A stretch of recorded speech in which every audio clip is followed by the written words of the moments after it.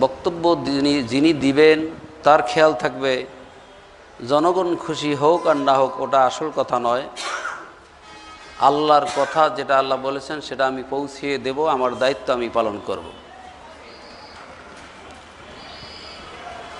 আর যদি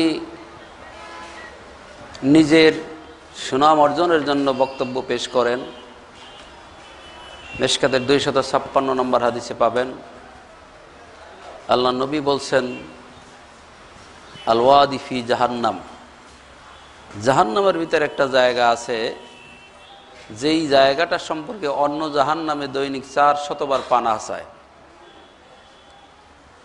সাহাবায়ে কেরামগণ জিজ্ঞেস করলেন, এই জাহান্নামে কারা যাবে?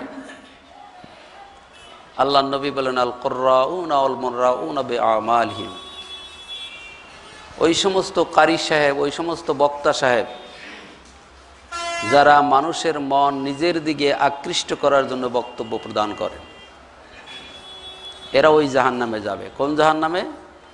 যেই জাহান্নাম থেকে অন্য জাহান্নামে দৈনিক 400 বার পানা চায় আল্লাহর কাছে। মনে করছেন বক্তৃতা দিচ্ছে, খুব সুন্দর শোনা যাচ্ছে, আর এর মতো আর বক্তা হয় নাকি, এর মতো ভালো হয় নাকি?